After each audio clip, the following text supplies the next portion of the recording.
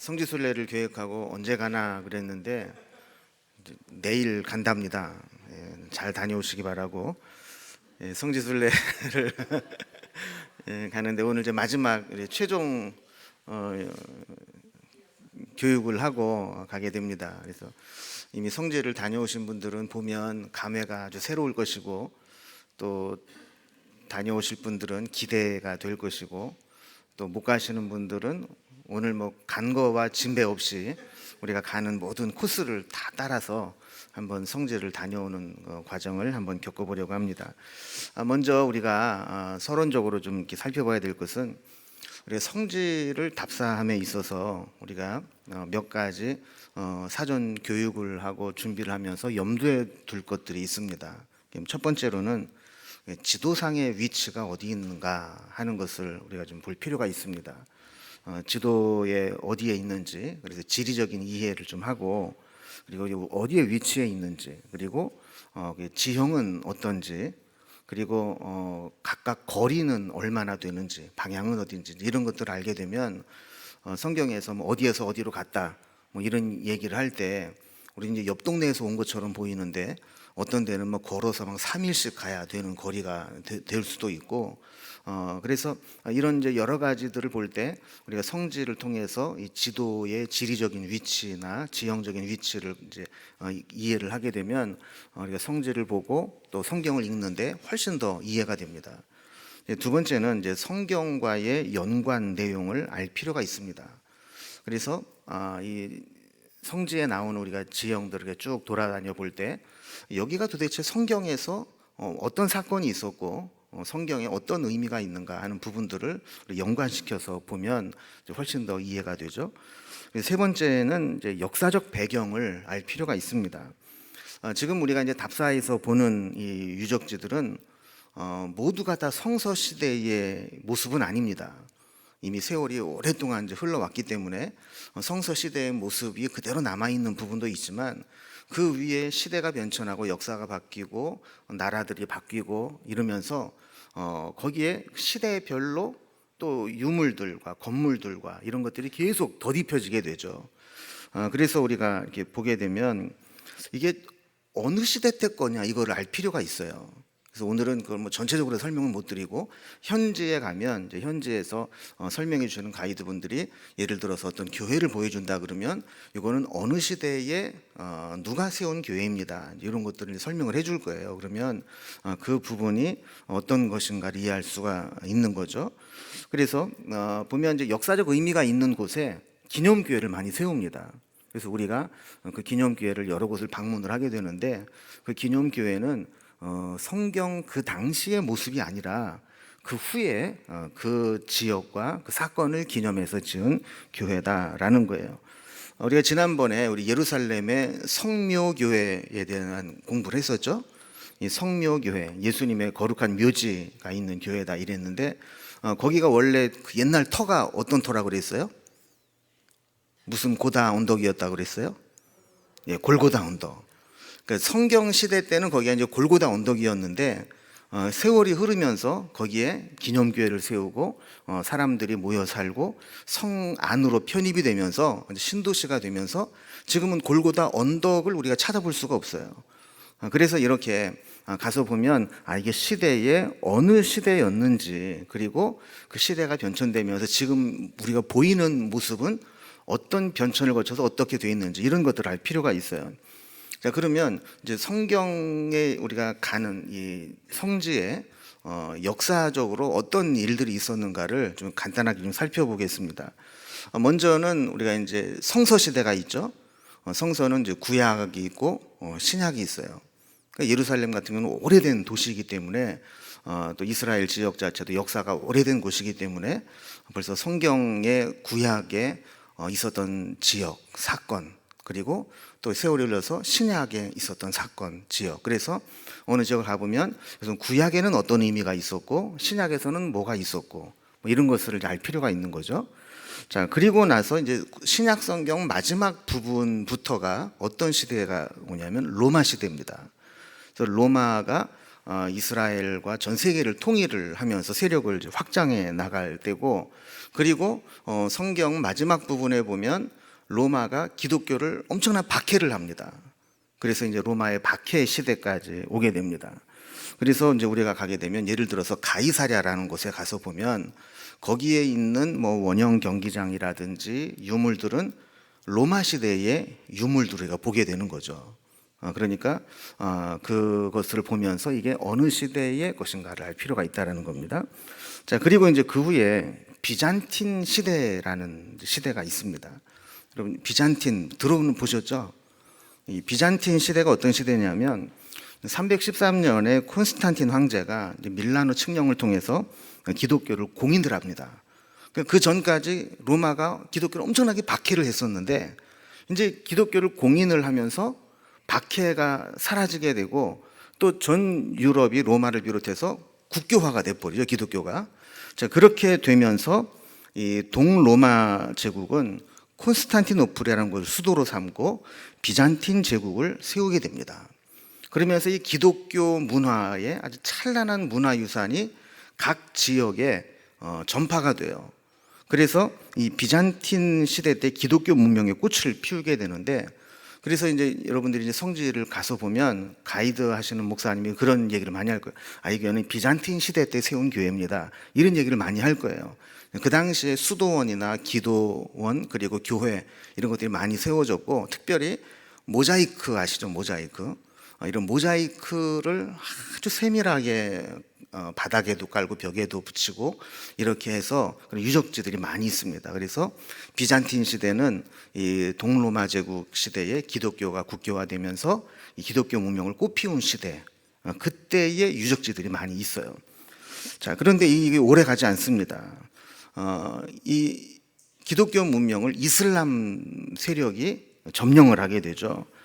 중동의 패권을 쥐기 시작한 이 모함마드가 이 비잔틴 세력을 물리치고 비잔틴 시대에 만들었던 많은 유적지들을 파괴를 합니다. 그리고 교회를 모스크로 대체를 하고, 예루살렘 성전산에도 성전이 파괴된 그 자리에 바위돔 사원, 우리 황금돔 사원 지난 시간에 배운 거 있잖아요.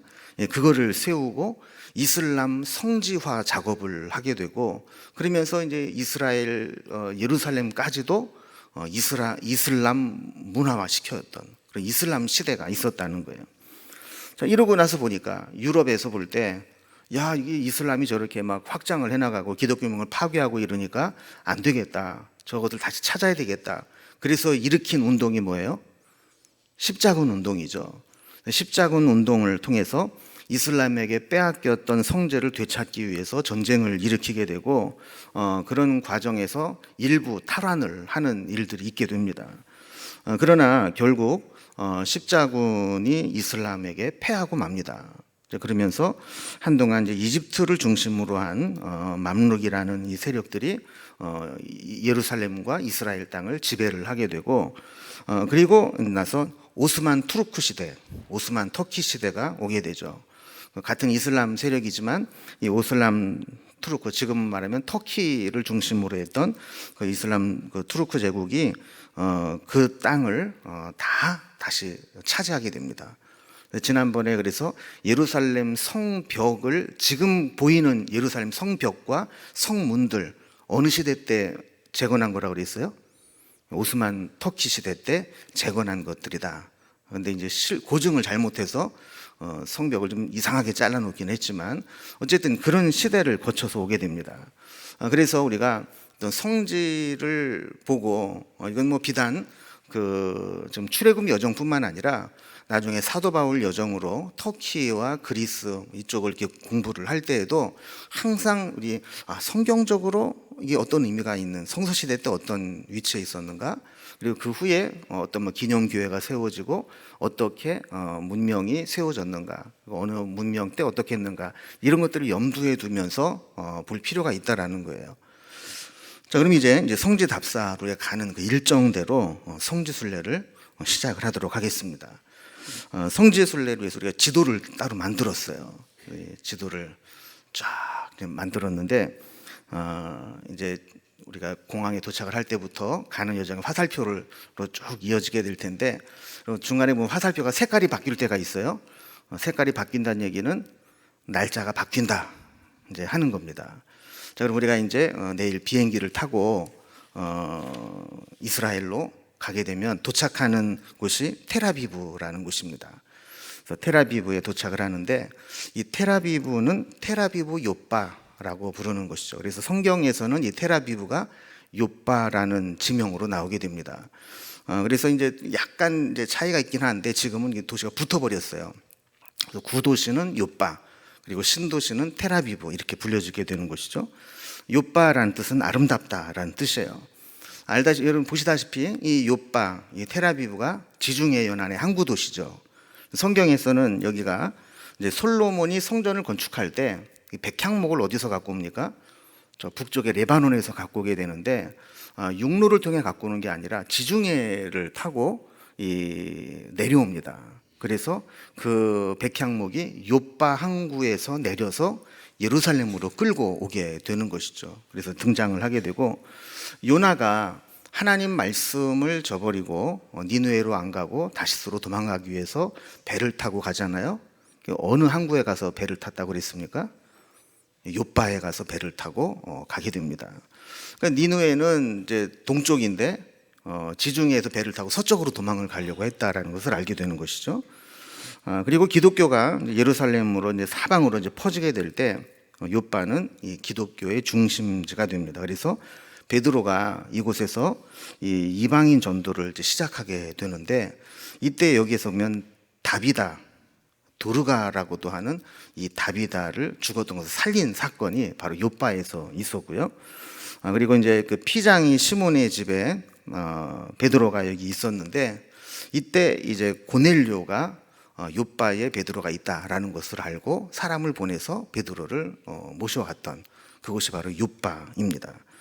지금은 이제 이스라엘의 수도고 도람프가 얼마 전에 예루살렘을 이제 수도로 천명을 했잖아요. 근데 뭐 어쨌든 그게 어디까지 진행이 되는지는 모르겠지만 어쨌든 행정 정치적 중심지 수도가 바로 이 텔아비브 요빠라는 곳입니다. 그리고 공항이 있어서 이제 그쪽으로 들어가게 되죠. 벤구리온 공항이라고. 자, 그다음에 이제 거기서 도착을 하고 하룻밤을 잔 후에 지중해를 타고 위로 쭉 올라가면 가이사랴라는 곳에 도착을 하게 됩니다. 이 가이사랴는 헤롯 대왕이 인공적으로 항구 도시를 건설하고 로마 황제를 위해서 이름을 붙인 곳입니다. 그래서 가이사, 케사르, 시저, 이게 다 로마의 황제를 지칭하는 용어잖아요. 영국식으로 발음하냐, 뭐 라틴식으로 발음하냐, 헬라식으로 발음하냐에 따라서 좀 다르지만 어쨌든 같은 거예요. 가이사, 시저, 케사르 다 이렇게. 자, 이런 것이 이제 가이사랴라고, 가이사에게 바쳐졌다, 로마 황제에게 바쳐졌다라는 의미로 가이사랴라고 불렀어요. 자, 여기 보면 이제 원형극장이 있고 마차 경기장이 있고 수도교가 있어요. 여기 보면 사진이 좀 있는데 이제 처음에 이게 항공 사진입니다. 가이사랴에 되어 있는 사진. 그래서 맨 아랫 부분에 보면 여러분 이제 원형 경기장 있는 거 보이시죠? 예. 그리고 원형 경기장 바로 위에 보면 원형 마차 경기장이 있습니다. 지금 이제 동그랗게 왔다 갔다 하는 데가 원형 경기장이고, 지금 하는 데가 이제 그 마차 경기장. 그리고 이제 북쪽에 이렇게 보면 수도교라고 이 수로를 끌고 와요. 그래서 이게 갈멜산에서부터 이 물을 끌어오는 이제 수도가 연결되어 있는 것이 보여요. 그 다음에 이제 그 당시의 조감도를 한번 볼게요. 자, 이게 이제 그 당시에 있었던 가이사랴의 모습입니다. 그래서 원형 극장이 있고 또 원형 경기장이 있고, 저 위에 보면 갈멜산에서 끌고 온 수도교가 이렇게 있고, 또 북쪽 왼쪽에 보면 이제 항구 배 타고 떠나는 항구가 있고 뭐 그런 것이죠. 이렇게 이제 가이사랴가 되어 있습니다. 그럼 가이사랴는 어떤 의미가 있느냐면 바울이 로마로 재판을 받으러 떠나면서 이 로마 선교의 길이 열린 곳이에요. 처음에는 야, 가이사가 옛날에 이런 유적지구나 그랬는데 가서 딱 바다를 딱 보면서 바울이 여기서 배를 타고 로마로 갔다라는 거예요. 로마 전도가 시작되고 선교가 시작되고 세계 선교가 시작된 곳이 바로 가이사랴라는 곳입니다. 백부장 고넬료가 주둔하고 있었던 곳이 바로 가이사였고요.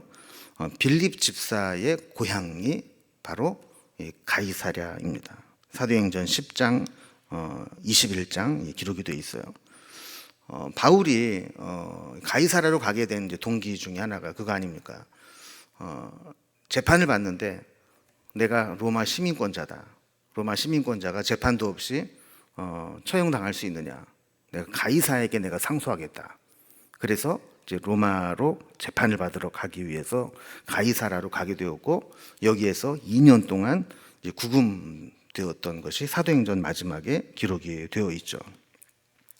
자, 그리고 이제 가이사라를 우리가 보고 난 후에 이제 갈릴리 지역으로 가게 됩니다. 갈릴리 지역으로 가게 되는데 다시 이제 우리 지도를 보면 무기또라는 지역을 가게 됩니다. 이 무기또는 그 옆에 보면 이스라엘 평지라는 곳이 있죠. 이스라엘 평지에 위치하고 있는데 이게 중요한 게 뭐냐면 이 동서남북을 연결하는 이 교통 요지에 있다라는 겁니다. 그래서 이 솔로몬이 그 무기또의 중요성을 감안해서 그곳에 성을 만들게 됩니다. 열왕기상 9장 15절에 보면 하솔, 무기또, 게셀 여기에 경비를 위한 성을 만드는 것을 보게 됩니다. 우리 그 갈릴리 지역에 우리 지도 하나 만들어 놓은 거 있죠? 그걸 한번 잠깐 좀 보여주시기 바랍니다. 요 지도, 갈릴리 지역에 있는 지도.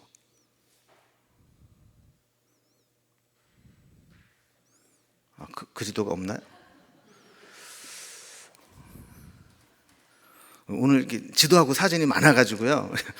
방송실하고 사진 맞춰봤어야 되는데 지금 나왔어요. 여러분 이 지도를 이렇게 보게 되면 왼쪽 밑에 가이사랴라는 곳 보이시죠?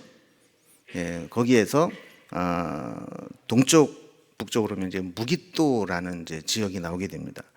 여기 보면 빨간 선으로 이게 되어 있는 부분이 도로거든요. 도로. 그 당시에 도로. 그래서 이 갈멜산과 무기또 옆에 보면 이스라엘 평야라고 되어 있잖아요. 우리 지난번 이제 지형을 공부할 때 여기에 그 유다 중앙 산지가 산맥이 쭉 올라오다가 갈멜산으로 꼬불한선 연결되어 있다고 그랬죠. 그래서 해안도로가 쭉 올라오다가 갈멜산이 있으니까 그쪽으로 못 가고 가이사라에서 무기또 쪽으로 돌려서 길이 나오게 됩니다. 그래서 이제 무기또를 지나가게 되고 또 이스라엘 평지가 다 산인데 거기만 평지가 쭉 이어지다 보니까 그곳으로 동서로 연결시키는 그래서 밑에 제닌이라는 곳에서부터 갈릴리 하이파까지 연결되어 있는 도로가 또 이어지잖아요. 그러니까 동서와 남북을 연결하는 이 교차로에 위치한 곳이 바로 무기또라는 곳이라는 거예요. 그래서 이 교통의 요지이고 그러다 보니까 솔로몬이 그곳을 놓치면 안 되겠다 싶어서 거기에 경비하는 이제 성을 세우게 되었던 겁니다. 또한 이 요시야 왕이 북진하는 애국 군대를 맞아서 여기에서 전쟁을 하다가 무기또에서 이제 전사하게 되었다 하는 내용도 나오게 되고 이 신약의 계시록에 아마겟돈이라고 되어 있는 이 부분이 무기또를 히브리 말을 히라보로 헬라어로 바꾸면 아마겟돈이 되어서 이 무기또와 아마겟돈은 같은 이제 지명이다라는 이제 이야기를 한 적이 있습니다. 자, 그래서 이제 무기또 이쪽을 보면서 무기또의 옛날 그 성터 거기 보면 밑에 물 저장고라든지 병거성이라든지 유적지가 많이 있어요. 근데 이제 이 유적지를 발굴을 하는데 제일 무식하게 잘못 발굴한 곳이 무기또예요. 왜냐하면 이곳은 아까도 말씀드린 것처럼 역사에 따라서 계속 무너지고 그 위에 또 유적지가 생기고 또 무너지고 또 생기고 이래서 파면 팔수록 그 옛날의 유적지들이 계속 나오게 되는데 옛날에 이 무식한 사람들이 어떻게 했냐면 있는 모습을 사진을 쫙 찍어 놓고 한꺼풀 싹 뺏겨내요. 그리고 다시 사진을 찍어 놓고 한꺼풀 다시 또 뺏겨내요. 그 사진 찍어놓고 다 뺏겨내요. 이렇게 뺏겨내놓고 보니까 옛날 모습을 복원을 못하는 거예요. 그래서 가보면 이제 그림으로만 옛날에 층층이 어떻게 돼 있었다라는 것을 이렇게 그려놓은 곳이 있습니다. 그래서 무기토가 이제 그 정도로 전쟁이 많았고 또 성이 폐허가 되고 무너지고 다시 세워지고 무너지고 세워지고 이런 역사가 있었던 곳이다라는 것을 보게 됩니다. 자, 그다음에 이제 갈멜산으로 가게 됩니다. 우리 지도에서 이제 갈멜산으로 올라가게 되죠. 이 갈멜산은 이제 이스라엘의 3대 도시 중에 하나인 하이파가 동쪽에 있고 주변에 아까 있는 것처럼 이스라엘 평야가 있고 그리고 이스라엘 평야를 통해서 이 지중해 쪽으로 기손 시내가 이제 흐르게 됩니다. 그래서 갈멜산이 유명한 게 엘리야가 바알과 아세라 선지자 850명과 대결해서 경멸한 곳이잖아요. 그래서 아까 사진 잠깐 나왔던 이 이제 사진이 거기 보면 이제 동상이 하나 있어요. 이 동상에 보면 위에 칼 들고 있는 게 엘리야고 밑에 깔려 있는 게 바알 선지자죠. 그래서 그런 이제 동상이 있고 또 엘리야가 가뭄이 있을 때 기도하면서 사환에게 너 저 바다 쪽으로 좀 보고하라. 그래서 나중에 손바닥만한 구름이 보입니다. 그랬을 때 여러분 아까 그 지도를 보면 갈멜산에서 지중해 쪽이 보입니다. 그래서 이 지중해 쪽을 바다를 보고하라의 얘기는 지중해에서 구름이 생겨나기 시작하면 그 구름이 이제 산지로 올라오게 되면서 비를 내리게 되는 거죠. 그래서 그런 이제 지형이 이 갈멜산에서 있게 됩니다. 자, 그리고 이제 갈멜산을 보고 난 다음에 나사렛이라는 곳으로 가게 됩니다. 이 나사렛은 천사 가브리엘이 다윗의 자손 요셉과 정혼한 처녀 마리아에게 아들을 낳을 것을 계시해 준 곳이죠. 그래서 그 동네에 보면 예수님의 수태고지 기념교회가 있습니다. 이 나사렛은 30년간 예수님이 살았던 고향입니다. 그래서 예수님을 나사렛 예수라 부르잖아요. 나사렛 사람이다라는 것이고 지금도 이스라엘에서는 기독교인을 노쯔리라고 부릅니다. 이 노쯔리라는 말은 아람어로 나스라이라고도 불리는데 이게 나사렛 사람들이에요. 그러니까 우리는 이제 예수 믿는 사람들을 크리스찬, 기독교인 그렇게 부르는데 이스라엘에서는 예수 믿는 사람들을 뭐라고 부른다고요? 노쯔리. 근데 노쯔리라는 말이 무슨 뜻이라고요? 나사렛 사람이다. 여기서 나왔다라는 겁니다. 근데 선지자도 고향에서는 환영을 못 받는다고 예수님이 나사렛에서 전도를 하셨는데 사람들이 언덕에서 밀어뜨리려고 했던 그래서 도망을 하셨던 사건이 있죠. 그래서 그 산도 거기에 있고 또 이 나사렛은 사실 뭐 예수님이 아니라면 알려지지 않았던 곳이죠. 그래서 나다나엘을 전도할 때 나다나엘이 뭐라고 얘기를 합니까? 나사렛에서 무슨 선한 것이 날 수 있느냐 이렇게 이야기를 할 정도로 뭐 이렇게 갈릴리 변방의 그런 지방의 도시입니다. 자, 그리고 이제 조금 더 올라가면 이제 그 갈릴리 지역으로 가게 되는데 이 갈릴리를 크게 이제 두 부분으로 나눕니다. 갈릴리 호수 있는 이쪽을 하부 갈릴리, 그리고 헬몬산 있는 쪽을 이제 상부 갈릴리 이렇게 부르는데 먼저 이제 하부 갈릴리를 보면 이 갈릴리를 중심으로 한 우리 항공 사진을 좀 잠깐 보겠습니다. 우리 지난번에도 이미 이제 봤던 이제 사진인데요. 갈릴리 모양이 이렇게 허파 같기도 하고 또 하프 같기도 하고 뭐 그렇게 이제 돼 있다 그랬습니다. 여기 보면 우리가 제일 중요한 거 지난 주일날 설교 시간에도 주로 나왔던 지명이 하나 나오죠. 가버나움. 가버나움 찾으셨어요? 예, 가버나움부터 시작해가지고 그 시계 반대 방향으로 좀 돌아서 보면 여기 지도에는 나와 있지 않지만 가버나움 바로 윗부분을 고라신이라고 하는 부분이 있어요. 고라신, 가버나움, 베세다 여기가 예수님이 기적을 많이 행하셨음에도 불구하고 사람들이 잘 안 믿어서 예수님께서 이제 한탄하셨던 곳 중에 하나죠. 그리고 이제 게네사렛이라는 지명이 나오고 막달라 마리아의 고향인 막달라가 있고 그다음에 티베리아도 있는데 여기가 이제 디베리아 황제에게 티베리우스에게 바쳐진 그런 도시라는 의미입니다. 바다를 건너오면 거라사라는 지역이 나오고, 그다음에 윗부분에 줄부분에 베세다 평원의 베세다라는 곳이 나오게 됩니다. 중요한 사건만 몇 가지 살펴보면 이 가버나움에 가게 되면 우리가 회당을 보게 되고, 여기 베드로의 집이 이 가버나움에 있습니다. 그리고 가버나움과 이 고라신 사이에 보면 팔복교회, 그리고 베드로 수익교회, 오병이어 교회, 이런 기념교회들이 이곳에 있습니다. 예수님이 이제 산상수훈을 가르치셨던 곳이고, 또 성경에 보면 이 가버나움에서 여러 가지 기적 사건들이 나오는데, 예를 들어 친구들이 중풍병자를 데리고 와서 지붕을 뜯어내리고 고침을 받았던 곳이잖아요. 가버나움이고요. 또 베드로의 장모의 열병을 고쳐주셨던 것도 가버나움. 그래서 가버나움이 이제 베드로의 집이 있었던 곳이니까, 회당장 야이로의 딸을 고친 곳이 또 가버나움이고, 백부장의 하인을 고쳐준 사건이 있잖아요. 직접 오지 마세요, 말씀만 하세요 했던 그 백부장 고친 사건.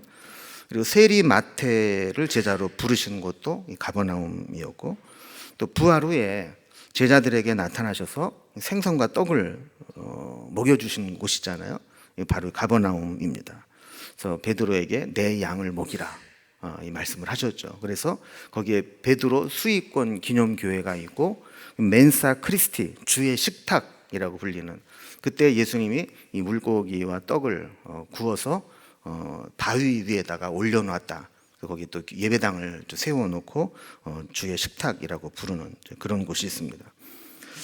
자, 그리고 이제 거라사는 이제 파도를 잠잠케 하셨던 그 사건으로 성경에 기록이 되어 있고, 또 군대 귀신 들린 자를 고쳐주셨던. 이 거라사 옆에 보면 바산고원이라고 되어 있죠.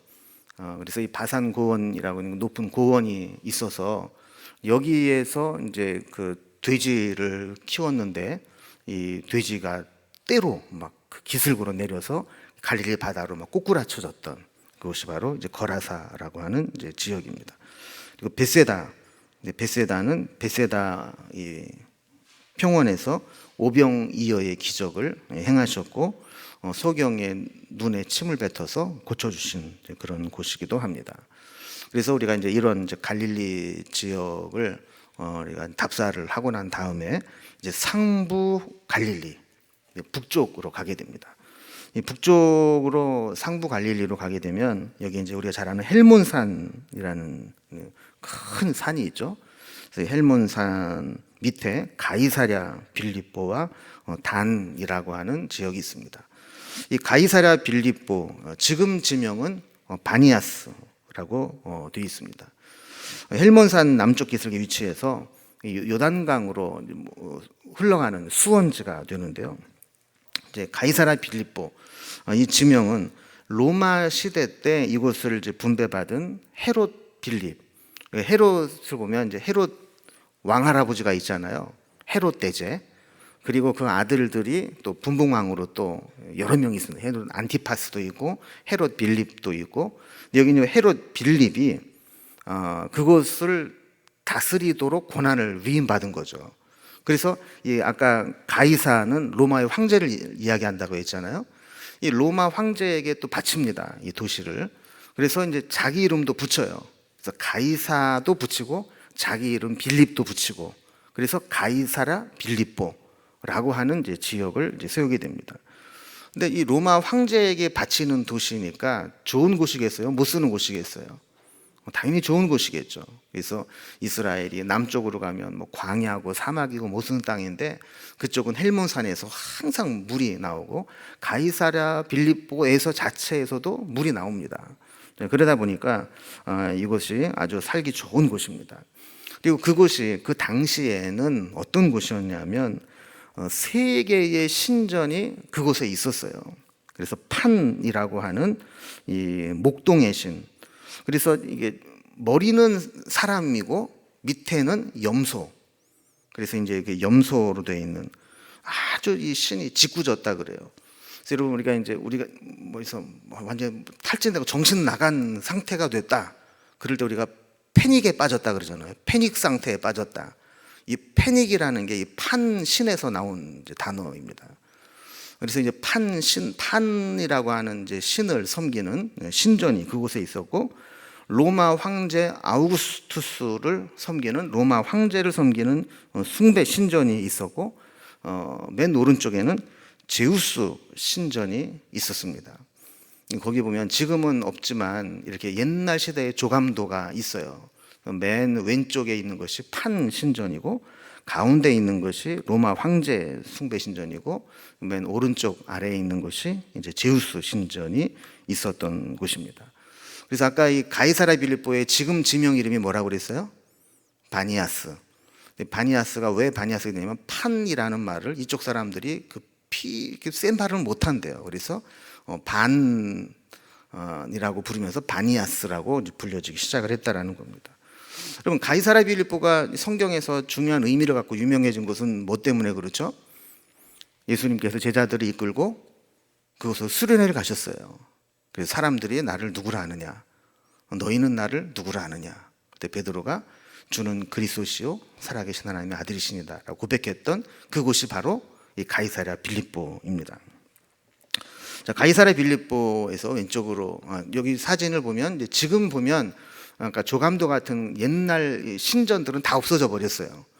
없어져 버리고 이제 그 터만 이렇게 남아 있고 거기에 이제 신상들을 세워놨던 그 흔적들만 이렇게 남아 있는 것들을 보게 됩니다. 그래서 지금 성지순례를 가시면 아까 봤던 그림에 있는 신전은 못 보고 지금 저 모습을 이제 보게 되는 겁니다.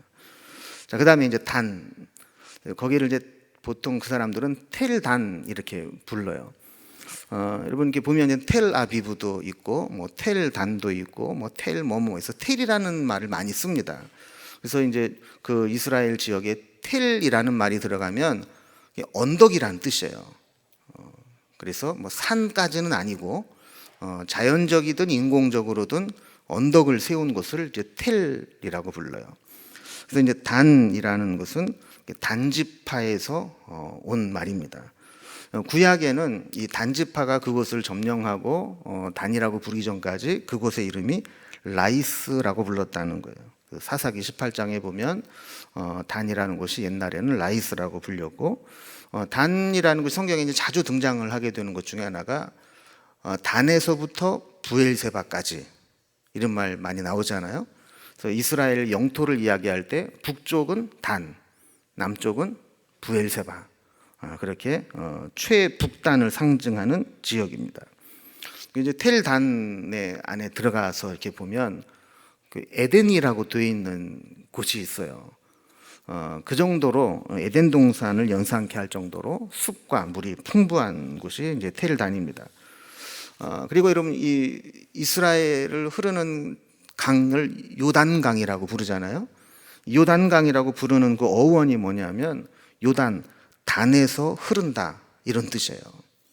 그러니까 이제 그 정도로 이 단이라는 곳이 아주 좋은 곳이라는 것이죠. 우리가 지난 주일날 설교 시간에도 말씀을 드렸지만 단지파가 원래는 이 중부 지중해 연안을 기업으로 받았다 그랬어요. 근데 그곳에 블레셋 거민이 살고 있어서 좀처럼 나가질 않습니다. 그러니까 그럼 우리는 못 살겠다. 그래서 좋은 땅을 찾아서 올라가다 보니까 이 헬몬산 밑에 여기가 아주 좋은 땅이 있었던 거죠. 그래서 그곳을 단지파들이 또 차지해서 살게 됩니다. 여로보암 때 이 단에는 금송아지를 섬기는 제단터를 만들게 됩니다. 그래서 이 솔로몬이 죽은 후에 남왕국과 북왕국으로 갈라지게 되면서 예루살렘 성전이 남왕국에 있으니까 북왕국 사람들이 가지를 못해요.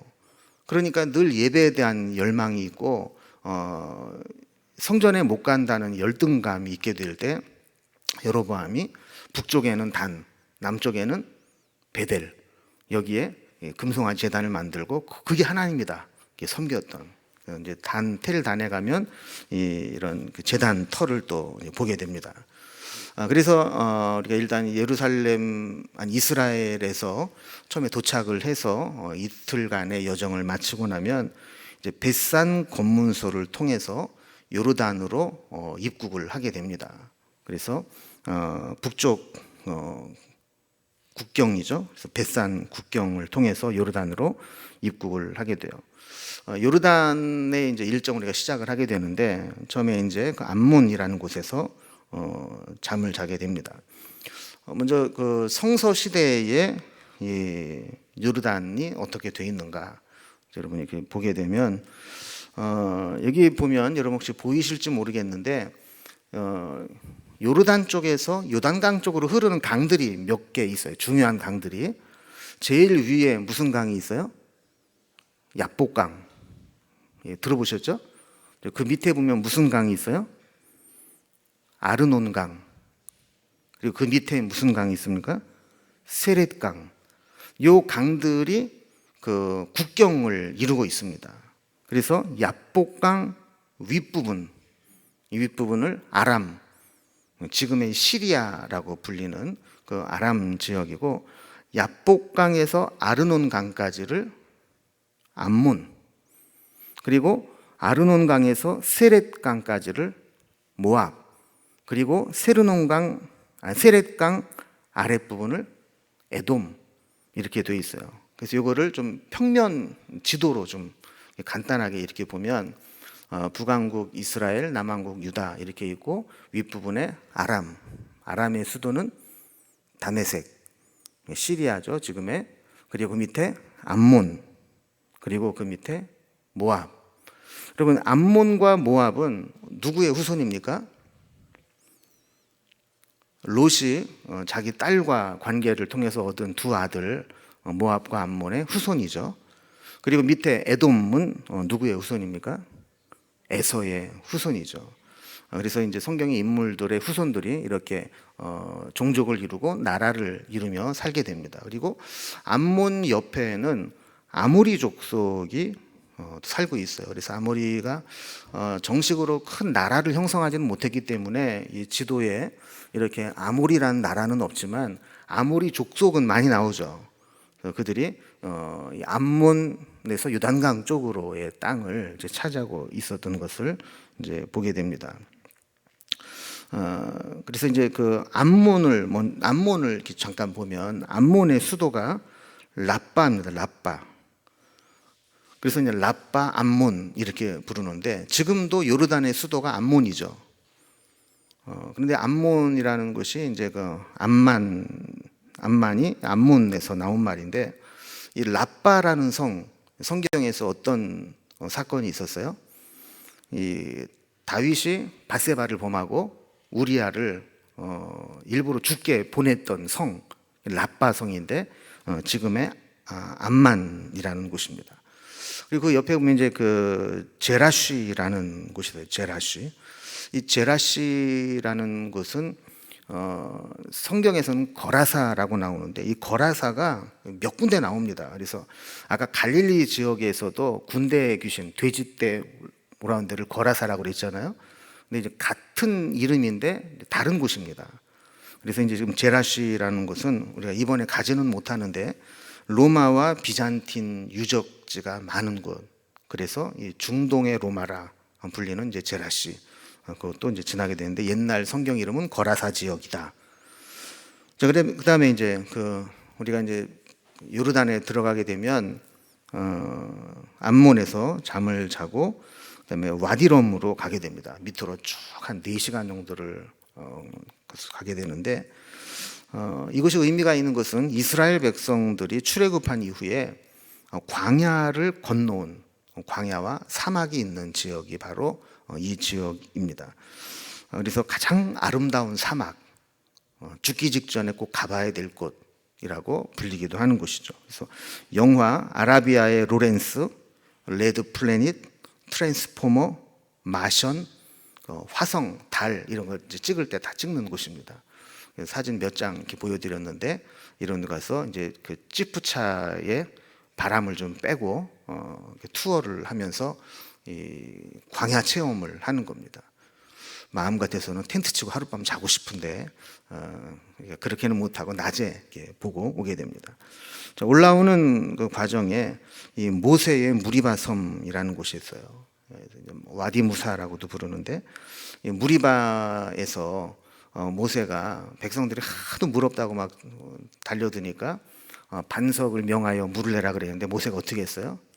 반석을 2번 쳐서 물이 나오게 했던. 지금도 그곳에 물이 터져 나온다. 그래서 그곳이 바로 이곳이다라고 민수기 20장에 나오는 뭐 건물 하나 쳐놓고 이렇게 기념을 하고 있습니다. 그리고 그 다음에 우리가 보게 될 것이 페트라라는 곳입니다.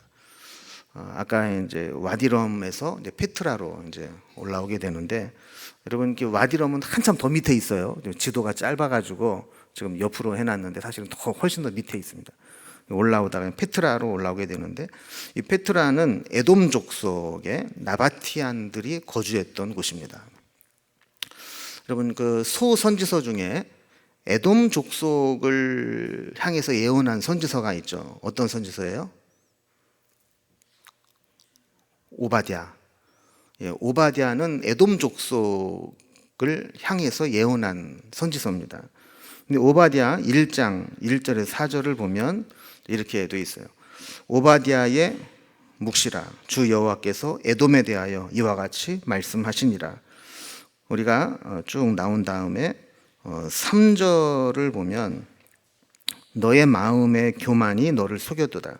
바위 틈에 거주하며 높은 곳에 사는 자여, 내가 마음에 이르기를 누가 나를 능히 땅에 끌어내리겠느냐 하니, 내가 독수리처럼 높이 오르며 별 사이에 깃들일지라도 내가 거기에서 너를 끌어내리리라. 아주 용맹스럽고 높은 곳을 좋아해서 이 바위 틈에 바위를 깎아서 그곳에 거주했다라는 거예요. 그 사람들이 나바티안들, 그 에돔 족속의 나바티안들인데, 그들이 만들어낸 문명이 바로 페트라 문명입니다. 그래서 아까 사진 잠깐 나왔었는데, 알카즈네라고 불리는 이 제일 유명한 그런 사원이죠. 인디아나 존스 영화의 그 초유의 성배에 나왔던 것. 저게 이제 건축물이 아니라 그냥 큰 절벽으로 되어 있는 그 돌을 위에서부터 깎아서 조각을 해서 만든 겁니다. 그리고 이제 저렇게 산 위에다가 그 집을 짓고 또 무덤을 만들고 높은 곳에 올라가서 그렇게 생활을 했었고 교만했다라는 것이죠. 그런 유적지들이 이렇게 이게 끝인가요? 예. 자세한 것은 가서 보시는 거로 이렇게. 그래서 페트라를 이렇게 보고 그 다음에 이제 다시 이제 올라오게 되는데, 올라오다가 아까 그 모압과 암몬, 모압과 아모리의 경계가 되는 강이 하나 있다고 그랬죠. 무슨 강이에요? 아르논 강. 이 아르논 강, 아르논 강이 흐르는 그 계곡, 이 골짜기가 유명한데, 아르논 계곡을 요르단의 그랜드 캐년이라고 불리는 곳이에요. 저렇게 그 고원이, 요르단 고원이 있고 거기에 강이 흐르면서 이 계곡에서 그랜드 캐년처럼 이렇게 되어 있는데, 민수기 21장에 보면 그 암몬과 모압의 경계가 된 곳이다라고 이렇게 설명을 해놓은 것을 보게 됩니다. 여러분 룻기에 보면 나오미와 룻과 오르바가 모압의 베들레헴에 있다가 모압으로 왔다가 다시 돌아가잖아요. 이때 그 나오미가 며느리들에게 돌아가라 그러잖아요. 너희 종에게로 돌아가라. 그랬을 때 오르바는 돌아가고 룻은 따라가죠. 그렇게 했던 곳이 바로 저 아르논 골짜기였을 것이다 이렇게 보는 거예요. 왜냐하면 그 깊은 계곡을 건너가고 나면 다시 돌아오기가 힘들기 때문에 아마 그곳에서 헤어졌을 것이다 라고 이제 추정을 하는 곳이 바로 아르논 골짜기입니다. 자, 그리고 이제 아르논 골짜기를 지나서 메드바, 지금은 그 마다바라고 되어 있는 이 메드바라는 곳을 이제 가게 됩니다. 여기 보면 성조지교회가 있는데, 이 성조지교회가 이제 유명한 곳은 이 모자이크 때문에 그래요. 그 바닥에 보면 그 당시에 그 주변의 세계 지도와 또 거기 지명을 돌을 아주 작게 깨가지고 모자이크로 지도를 새겨놨어요. 지금은 훼손되고 좀 저거밖에 안 남았는데, 그래서 그 들어가는 교회 입구고 또 실제로 지금 남아 있는 그런 지도, 모자이크 지도입니다. 그래서 그것을 시간이 되면 보고, 안 되면 또 패스하시겠지만 가능하면 좀 서둘러서 저기도 좀 유명한 곳이니까 좀 보고 오려고 합니다. 자, 그리고 나서 느보산으로 오게 됩니다. 느보산 그러면 모세가 죽기 직전에 그 가나안 땅을 바라보았던 곳 아닙니까? 그곳에서 이제 그 요단 계곡으로 이제 떨어지면서 제일 높은 봉우리가 이제 느보산인데, 느보산에 딱 올라가게 되면 이정표가 이렇게 보입니다. 그 이정표를 보면 그 지금 느보산에서부터 이쪽 방향으로 몇 킬로를 가면 뭐가 나온다라는 건데, 거기에 보면 뭐 예루살렘도 나오고 헤브론도 나오고 이스라엘 지역도 나오고 여리고도 나오고 아는 그런 지역들이 이렇게 많이 나옵니다. 그래서 그 지역이 보면 저쪽 그 이정표 건너편에 보이는 땅이잖아요. 그것이 요단 계곡을 건너서 요단 서편의 가나안 땅입니다. 그러니까 모세가 이제 그곳에서 이렇게 바라본 거죠. 바라보고 그저 바라만 보고 있지. 그리고 이제 차마 가지 못했던 느보산이고요. 그 밑에 그 옆에 보면 이제 놋뱀이 있습니다. 그래서 이제 광야를 지나면서 하나님 앞에 반항했을 때 구리뱀을 세워놨던 것을 상징해서 그때 구리뱀은 아니고 유명한 예술가가 세워놓은 구리뱀입니다. 그리고 모세 기념교회가 그곳에 또 세워져 있습니다. 자, 그리고 이제 헤스본을 우리가 지나오게 되는데, 이 헤스본을 잠깐 이제 거쳐오게 되는데, 헤스본은 아모리 왕 시혼의 수도입니다. 아까 이제 암몬 동쪽에 아모리 족속이 있었다고 그랬잖아요. 그 당시 이제 아모리의 시혼의 수도였는데, 이제 출애굽 당시에 가나안 땅으로 들어가려고 할 때 모세가 시온 왕에게 영내를 통과하게 해달라. 내가 왕의 대로로만 갈 것이고 물도 안 먹고 그냥 조용히 갈 테니까 좀 보내달라 그랬는데, 아모리 왕 시온이 보내줬어요? 안 보내줬어요?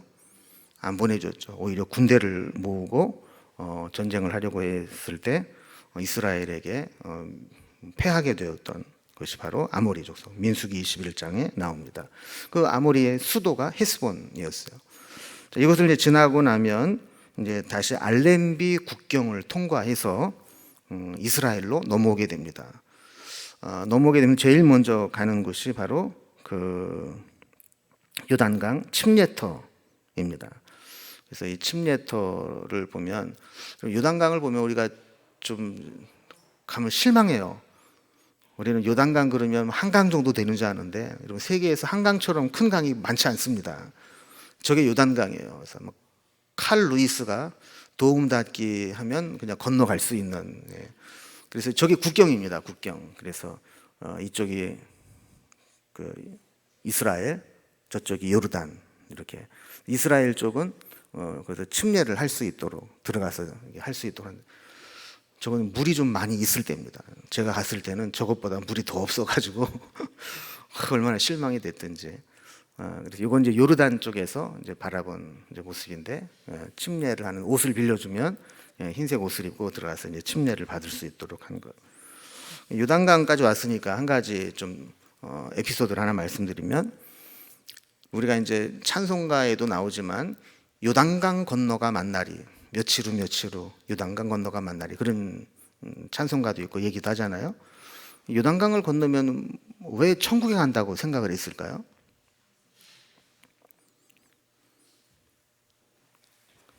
요단강 건너면 간다며요. 이제 엘리야 때문에 이제 그런 이제 일이 나왔다고 하는데, 여러분 엘리야가 이제 하늘로 올라가게 될 때 엘리사가 바짓가랭이 붙잡고 계속 쫓아가잖아요. 처음에는 길갈에 있다가 베델로 갔다가 여리고로 갔다가 요단으로 옵니다. 그래서 요단에서 엘리야가 겉옷을 말아서 이렇게 물을 치니까 요단강이 갈라졌고 마른 땅같이 건너게 되는데, 이때 회오리 바람이 이 엘리야를 감싸서 하늘로 올라갔다. 그래서 그때부터 요단강 건너가면 하늘나라로 가는 것이다. 그래서 며칠 후 요단강 건너가 만나리. 요단강은 이렇게 세례터로도 유명하고, 엘리야가 여리고에서 요단강을 건너서 회오리 바람으로 올라간 곳이기도 하고 그런 이제 장소이기도 합니다. 자, 그리고 이제 요단강 세례터를 보고 난 다음에 사해 바다를 끼고 밑으로 내려오면 엔게디라는 곳을 이제 가게 됩니다.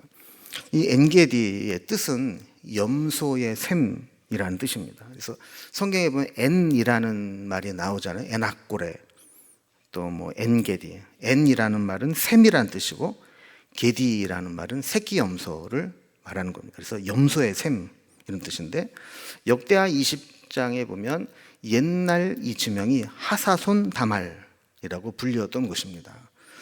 유대 광야와 사해 바다 사이에서 샘이 나오는 곳이에요. 여러분이 사진을 보면 아시겠지만 엄청난 광야가 있잖아요. 그리고 거기에 절벽처럼 밑에 떨어지는 돌인데 유일하게 풀이 나 있는 푸릇푸릇한 지역이 있잖아요.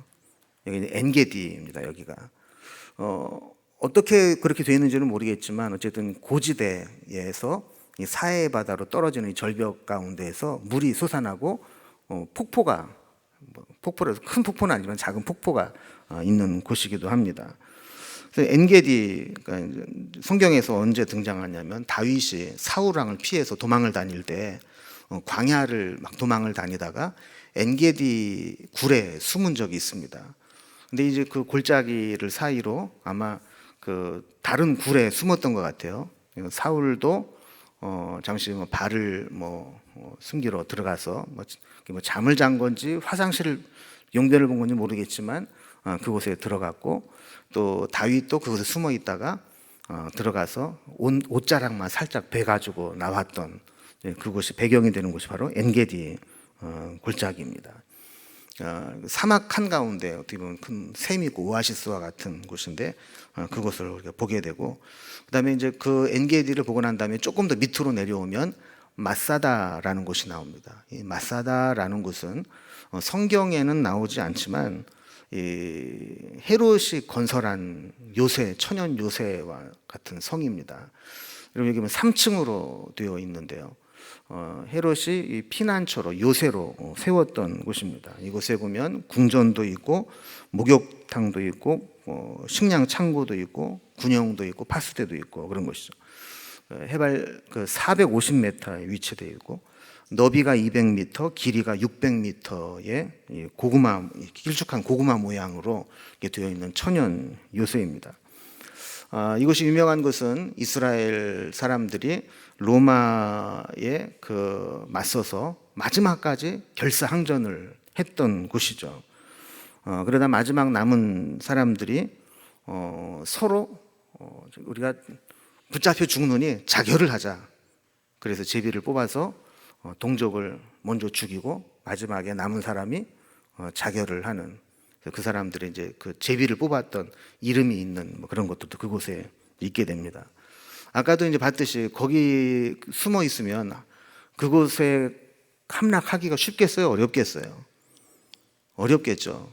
그래서 거기에 보면 비둘기를 키워서 이 비둘기를 잡아먹기도 하고 그러면 생존을 하는데, 이 로마의 군인이 저기를 함락을 못해요. 그래서 어떻게 저기를 함락을 합니까?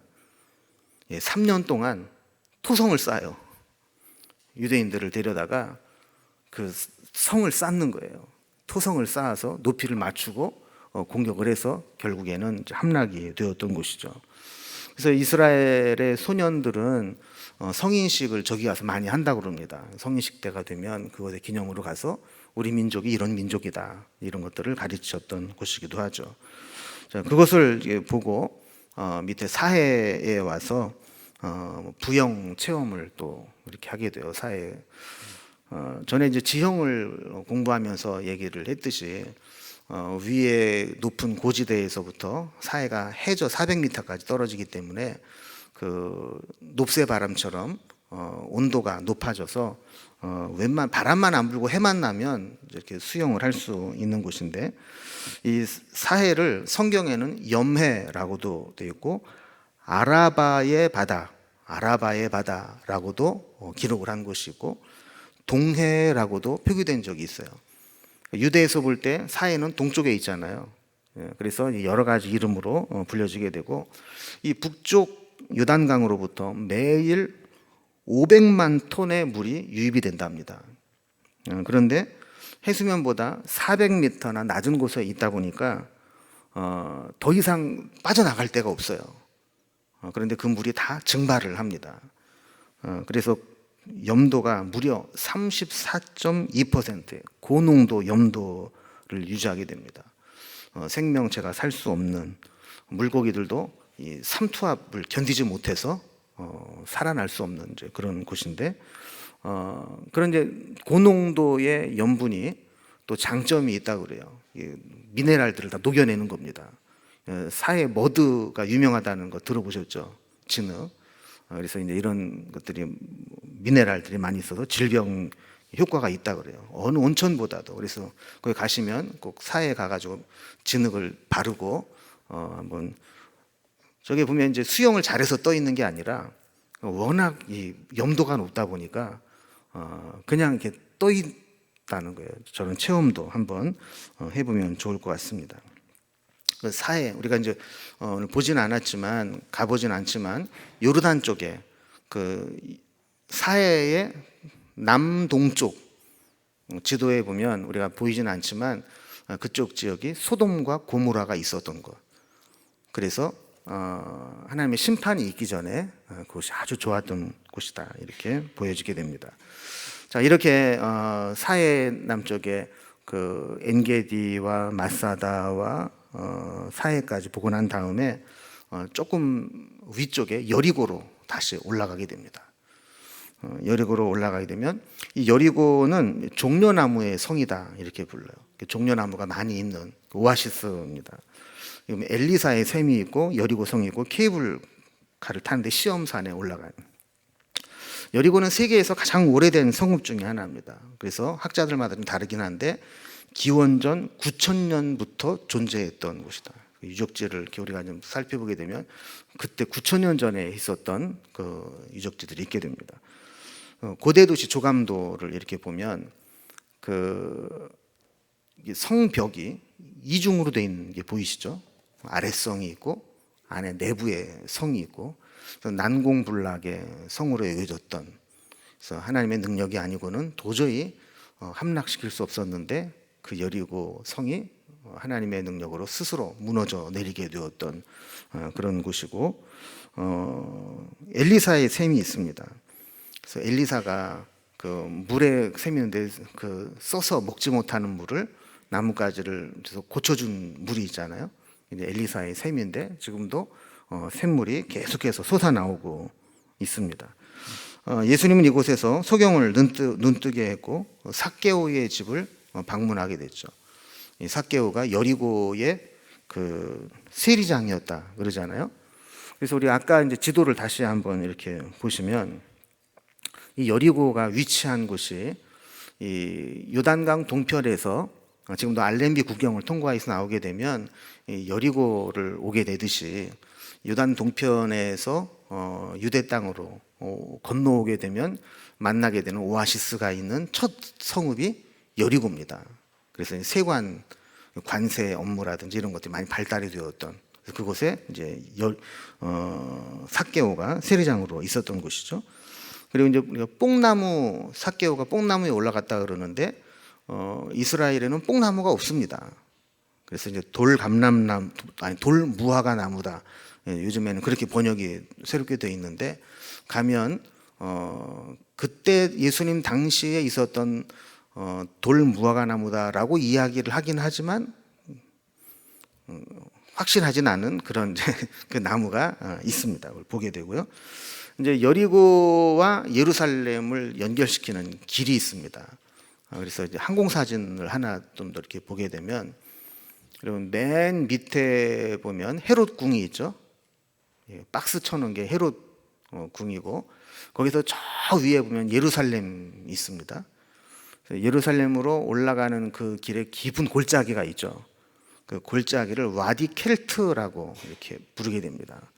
그래서 그곳이 바로 예수님도 여리고를 왔다 갔다 할 때 그 다녔던 길이고, 그 와디 켈트라고 해서 그 윗부분에 보면 선한 사마리아인의 여관이 있어요.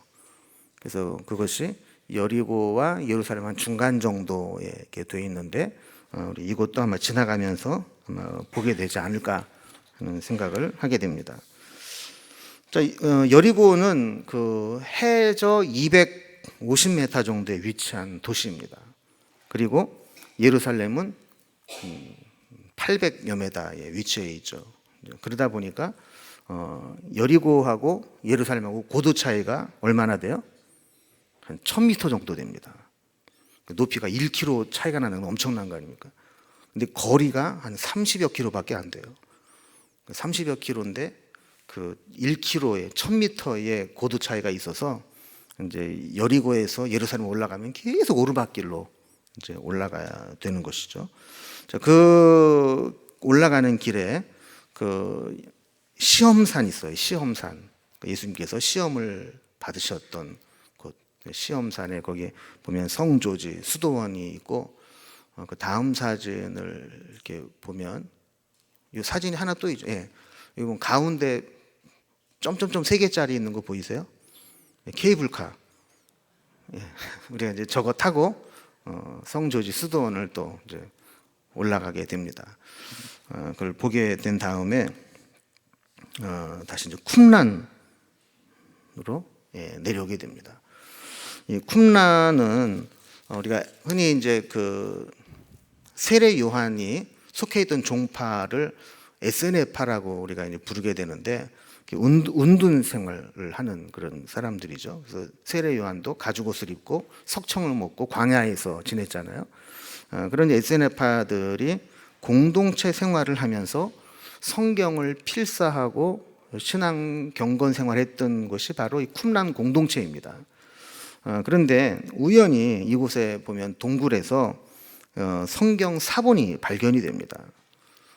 이 기존에 발견된 최고의 사본보다 1000년 앞선 사본인데 놀랍게도 그때까지 발견되어 있던 사본과 저걸 이제 여기서 발견된 사본은 쿰란 사본 혹은 사해 사본이라고 부르는데 이것과 내용이 거의 일치하는 거예요. 하나도 틀리지 않고. 근데 1946년에 이제 양치기가 이제 길을 잃은 양을 찾기 위해서 다닙니다. 그 양도 말 안 듣는 양 있잖아요. 저런 데로 왜 들어가요, 도대체? 굴 속에 들어간 거예요. 그래서 이제 굴이 여러 개가 이제 뚫려 있으니까 또 이 양이 있나 싶어가지고 돌멩이를 이렇게 집어 던진 거죠. 거기 들어가기 힘드니까. 근데 양 소리는 안 나고 뭐가 쨍그랑하는 소리가 난 거예요. 저게 뭔가 하고 이제 소리가 나서 들어가 봤더니 이 사본, 양피지 사본을 담아 놓았던 이 흙 항아리가 자기가 던진 돌에 깨져 버린 거죠. 여기 보니까 뭔가 이게 좀 심상치 않은 것들이 있어요. 처음에 이걸 이제 엿바꿔 먹으려고 고물장사한테 팔았는데 이게 돌고 돌아가지고 다시 또 수집이 됐어요. 여기 보면 이제 아까 그 사진을 먼저 이렇게 동굴 사진을 보면 예, 지금 이게 손가락 모양으로 이렇게 되어 있는데 한 바퀴를 뺑 돌아가면서 이렇게 갈래 돼 있는 곳에 동굴이 11개에서 사본이 발견이 됩니다. 그래서 그런 사본들을 이제 모아놓게 되었고요. 그 다음 사진을 보면 이제 쿰란 지도 위치고 항공 사진으로 이렇게 찍은 건데 아까 이제 그 구멍 있는 동굴이 저 항공 사진의 윗부분에 있는 게 바로 그 구멍 난 동굴이 있는 곳이고 그 건너편으로 오면 그 공동체 생활을 했던 이 쿰란 공동체가 생활했던 유적지들이 있습니다. 이제 우리가 이것을 이제 보게 됩니다. 자, 그리고 나서 쿰란을 보고 난 다음에 예루살렘으로 다시 건너오게 됩니다. 예루살렘으로 건너오게 되면 이것은 우리가 지난 시간에 상세하게 했었죠. 그래서 1구역, 2구역, 3구역, 4구역 해서 처음에 시온산, 지금의 시온산, 그래서 여기에 마가의 다락방, 베드로 통곡교회, 가야바 대제사장의 집터 이렇게 보게 되고 그 다음에 옆에 다윗성에 뭐가 유명하다고 그랬어요? 히스기야 터널, 기온샘에서부터 실로암까지 오는 히스기야 터널을 이렇게 보게 되고 그 다음에 성전산으로 올라가게 됩니다. 황금돔사원이 있는 곳, 그리고 성전산 북쪽 끝에 베데스다 연못이 있는 곳, 그곳에서부터 비아돌로로사 십자가의 길을 통해서 나중에 통곡의 벽까지 오게 되고 그 당시 성전 기물 전시관을 통해서 박물관을 또 잠깐 보게 됩니다. 자, 그리고 이제 그 시온 성의 북서쪽에 그 감람산 기드론 시내가 동쪽에 감람산이 있다고 그랬죠. 위에부터 승천기념교회, 주기도문교회, 눈물교회, 겟세마네 만국교회, 이렇게 기념교회들을 보게 됩니다. 예루살렘의 일정을 이렇게 쭉 마치고 그 다음에 베들레헴으로 오게 됩니다. 이 베들레헴, 벳 집이란 뜻이고요, 레헴 떡이란 뜻입니다. 그래서 벳레헴, 그래서 떡집이라는 뜻입니다. 이것이 사사 시대에는 에브라다라고 불렸어요. 미가서 5장 2절에 보면 에브라다야 이렇게 예언하는 곳이 나오죠. 룻기에 나오는 이 나오미와 보아스의 고향, 그리고 그 다윗이 태어난 곳이 바로 이 베들레헴입니다. 예수님이 탄생한 곳이기도 하죠. 그래서 그곳에 가면 예수님 탄생 기념교회가 있습니다. 한 가지 흥미로운 것은 탄생 기념교회 벽면인데 그 옆에 문이 되게 작아요. 그래서 겸손의 문이다. 그래서 그 틀을 이렇게 보면 처음엔 컸던 문인데 그 문을 자꾸 줄여놓은 것을 보게 돼요. 그래서 말을 타고 지나갈 수 있을 정도로 큰 문이었는데 지금은 사람이 고개를 숙여야만 지나갈 수 있는, 그렇게 만들어 놓았습니다. 그리고 마지막에 이제 공항으로 오면서 야드바셴이라는 곳을 들리게 됩니다. 야드바셴이라고 하는 것은 홀로코스트의 유대인 학살의 기념관입니다. 야드라는 말은 기억이란 뜻이고 바셈이라는 말은 이름이란 뜻입니다. 그래서 홀로코스트에 희생된 이들의 이름을 기억하라, 이런 의미로 세운 기념관입니다. 그래서 이 사진을 이렇게 보면 그 안에 원래 사진을 못 찍게 했어요. 근데 위에 희생된 사람들의 사진을 쭉 이렇게 써놓고 이름을 달아놨고, 다른 사진을 하나 보면 거기에 이제 이름, 그 희생된 사람들의 이름 명단을 쭉 이렇게 기록을 다 해놨습니다. 그리고 그것을 통해서 나오게 되면 그 예루살렘 신시가지가 쫙 보이게 돼요. 그래서 설계한 사람의 의도가 이런 과거의 어두운 암울한 역사를 기억하고 그것을 지나야만 오늘의 예루살렘, 오늘의 이스라엘을 볼 수 있다, 이런 것이라 그래요. 거기 보면 하나 이제 부조상이 하나 나오는데 코르작 선생님의 부조상입니다. 그래서 선생님이 아이들을 이렇게 끌어안고 있는 그런 형상인데, 독일의 나치가 폴란드에 사는 유대인들을 학살하기 위해서 유대인 학교를 급습을 하게 됩니다. 그리고 그곳에 있는 어린 아이들까지 다 끌고 가게 되는데, 이 코르작 선생님은 폴란드인으로 끌려가지 않아도 되는데 아이들을 두려워하는 것들을 보면서 그 아이들을 끌어안고 같이 가스실로 들어가서 죽게 됩니다. 그래서 참된 이 교사의 모습을 이제 보여준다. 그래서 기념을 해서 저런 것들을 해놓고 있는데, 어쨌든 이제 마지막에 야드바셴까지 우리가 보고 밤 비행기를 타고 돌아오는 일정이 되겠습니다. 고생하셨습니다. 시차도 이제 적응을 해야 되고 우리가 오늘 지금 밥도 안 먹고 지금 얼마나 열심히 달려왔는지. 그래서 혹시 이번에 못 가시는 분들도 이제 머릿속에 기억이 다 되시죠? 잘 두셨다가 기회가 되면 꼭 한번 가서 하나님이 만나셨던 곳, 예수님이 거니셨던 곳, 그것을 한번 같이 걸어보면서 그곳에 주신 은혜를 느꼈으면 좋겠고, 또 이번에 성지순례 가시는 분들은 또 오늘 말씀들을 잘 기억하고 그 현장들을 눈으로 확인하면서 나중에 돌아와서 성경을 읽을 때 정말 막 성경이 막 살아 움직이는 것 같은 그런 것들을 느낄 수 있기를 바랍니다. 기도하겠습니다.